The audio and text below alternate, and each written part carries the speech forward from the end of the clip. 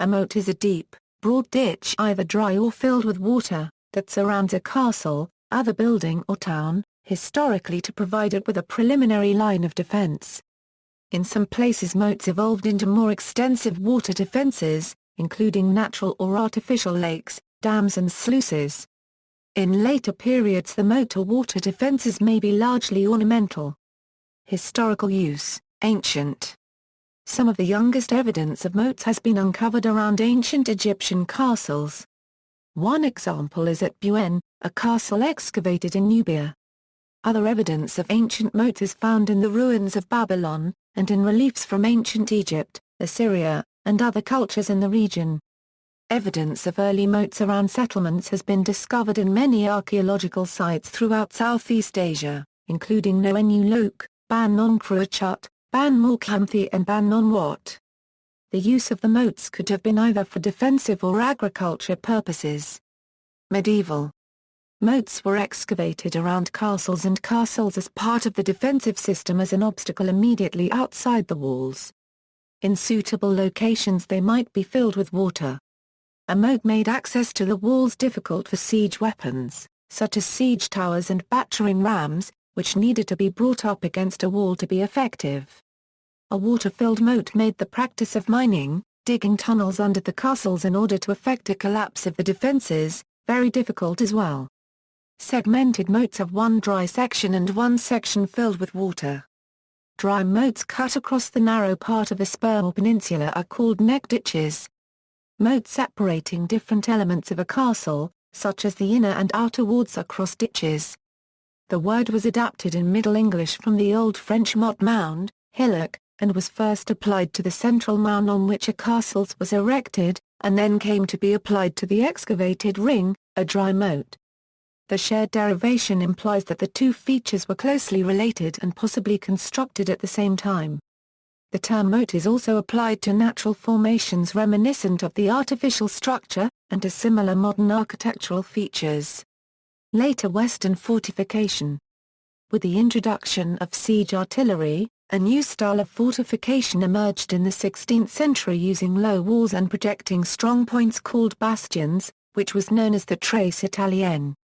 The walls were further protected from infantry attack by wet or dry moats, sometimes in elaborate systems.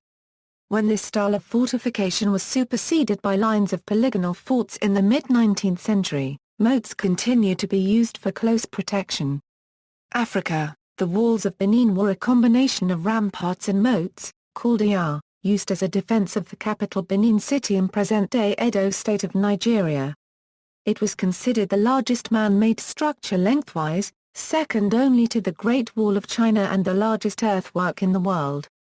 With more recent work by Patrick Darling, it has been established as the largest man-made structure in the world, larger than Sungbo unregistered trademark Esaredo.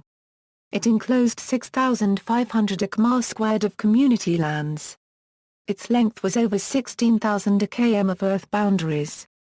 It was estimated that earliest construction began in 800 AD and continued into the mid-1400s. The walls are built of a ditch and dike structure. The ditch dug to form an inner moat with the excavated earth used to form the exterior rampart.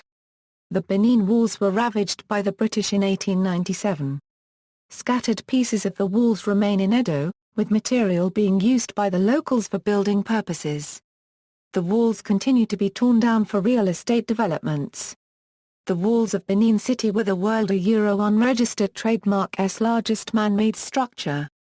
Fred Pearce wrote in New Scientist, they extend for some 16,000 kilometers in all, in a mosaic of more than 500 interconnected settlement boundaries. They cover 6,500 square kilometers and were all dug by the Edo people. In all, they are 4 times longer than the Great Wall of China, and consumed 100 times more material than the Great Pyramid of Cheops. They took an estimated 150 million hours of digging to construct, and are perhaps the largest single archaeological phenomenon on the planet Eurasia. Japanese castles often have very elaborate moats, sometimes with many moats laid out in concentric circles around the castle and a host of different patterns engineered around the landscape. Japanese castles will have up to 3 of these concentric moats. the outer moat of Japanese castles typically protects other support buildings in addition to the castle. As many Japanese castles have historically been a very central part of their respective city, the moats have provided a vital waterway to the city. Even in modern times, the moat system of the Tokyo Imperial Palace comprises a very active body of water, hosting everything from rental boats and fishing ponds to restaurants. Most modern Japanese castles have moats filled with water, but castles in the feudal period more commonly had dry moats, essentially a ditch. Even today, it is common for mountain Japanese castles to have dry moats.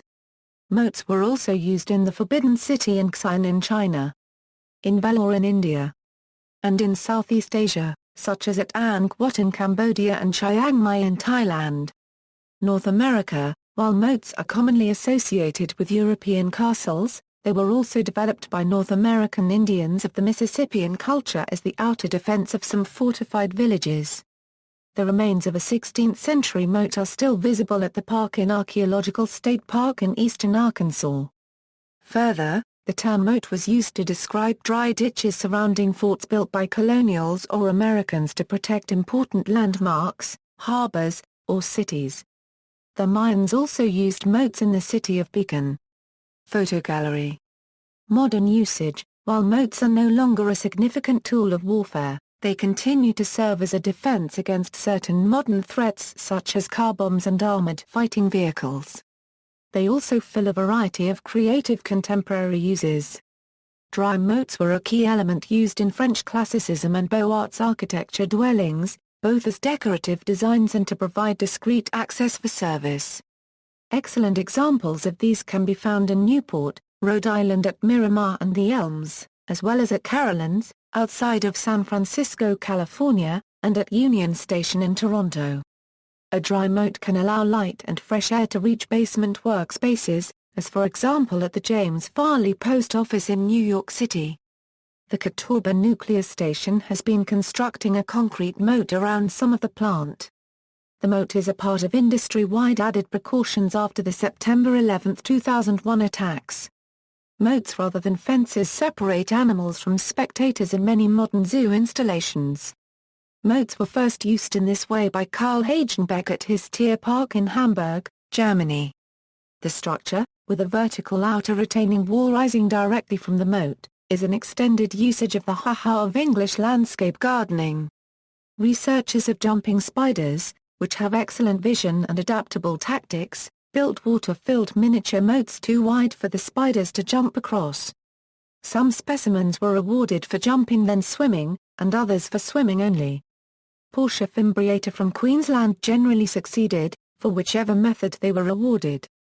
When specimens from two different populations of Portia labiata were set the same task, members of one population worked out for whichever method they were awarded, while members of the other continued to use whichever method they tried first and did not try to adapt. As a basic method of pest control in bonsai, a moat may be used to restrict access of crawling insects to the bonsai. In 2004 plans were suggested for a 2-mile moat across the southern border of the Gaza Strip to prevent tunneling from Egyptian territory to the border town of Rafah.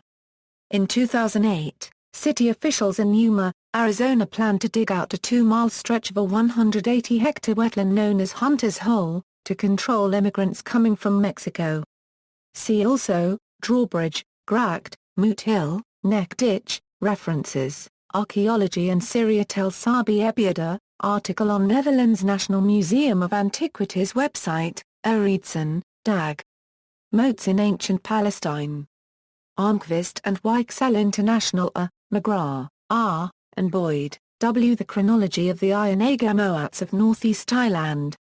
Antiquity, 75, 288, Fryer, Stephen, The Sutton Companion to Castles, Stroud, Sutton Publishing, PA 214, ISBN A978-0-7509-3994-2. Jean Dennis and G. G. Lepage, French Fortifications, 1715–1815, An Illustrated History, McFarland and Colorado, 2010, Fortress Study Group, Simon Barras, An Introduction to Artillery Fortification, 2011, Imperial Palace moats illegally occupied by businesses.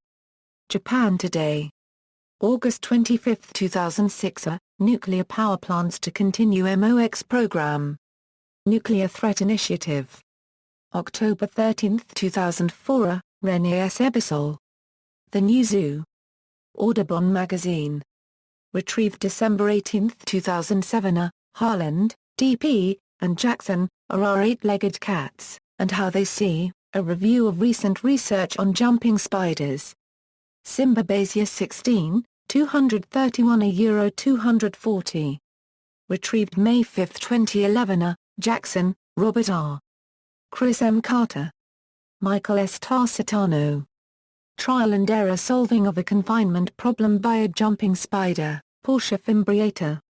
Behavior 138, 1215 euro 1234.